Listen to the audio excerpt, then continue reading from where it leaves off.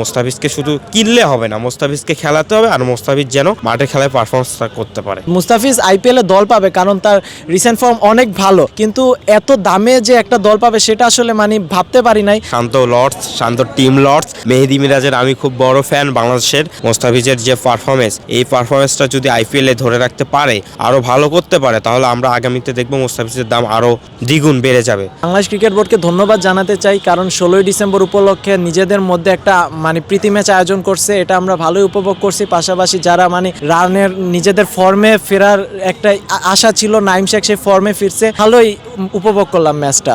শান্ত এবং মিরাজের বন্ধুত্বটা আসলে খুবই গভীর। এখন যারা বাইরে থেকে আলোচনা বা সমালোচনা করে, এটা আসলে তাদের মধ্যে কোনো প্রভাব পড়ে না, সেটা আমরা মাঠেই দেখতে পারি। তো এখন আজকের খেলাতে দেখতে পারলাম তারা একজন আরেকজনের খুনসুটিতে মেতে আছে। তাদের মধ্যে খেলার মধ্যে যেই প্রতিযোগিতায় থাকুক না কেন, দিন শেষে কিন্তু তারা বন্ধু, এবং সেটা তাদের বন্ধুত্ব আরো গভীর হবে সেই আশা আমরা করি। মুস্তাফিজের ব্যাপারে আসলে আলাদাভাবে বলার কিছু নয়।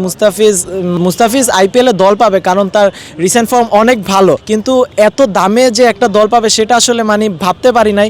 তবুও কলকাতাকে আন্তরিকভাবে ধন্যবাদ জানাতে চাই যে মুস্তাফিজকে, আমাদের গর্ব, আমাদের দেশের প্লেয়ার মুস্তাফিজকে নেওয়ার জন্য। এবং আমি শুধুমাত্র মুস্তাফিজ দল পাইছে এটাতে খুশি হলে হবে না, এখন বিসিবিকে উচিত হবে যে বিসিবি যাতে তাকে ফুল সেশনের জন্য এনওসি দেয়, যাতে সে পুরো মৌসুম খেলে এবং আমাদের দেশকে আরো উজ্জীবিত করতে পারে। Bashundhara public school and college 2026 শিক্ষাবর্ষে ভর্তি চলছে।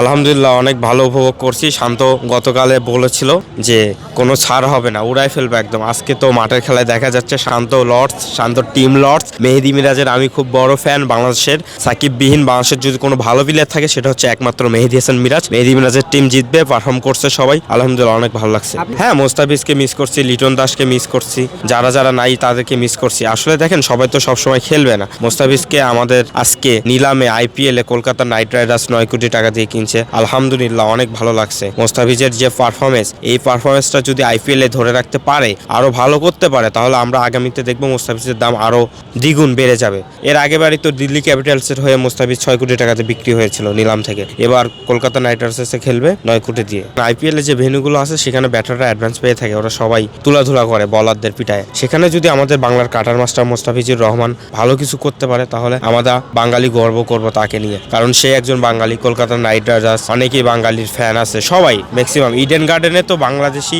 ফ্যানরা খেলা দেখে, কলকাতার যারা ফ্যান আছে ওরাও বাঙালি। সো বাংলাদেশের সাপোর্টারদের ক্রিকেট যারা আছে, সাপোর্ট করে ক্রিকেটকে, তারা অলওয়েজ কলকাতা নাইট রাইডার্সকে সাপোর্ট করে থাকে। যেমন এর আগে সাকিব খেলেছে, মাশরাফি খেলেছে, লিটন দাস এক ম্যাচ খেলছিল মেবি। সো এবার আমরা চাই যে মোস্তাফিজকে শুধু কিনলে হবে না, মোস্তাফিজকে খেলাতে হবে আর মোস্তাফিজ যেন মাঠে খেলায় পারফরমেন্স করতে পারে।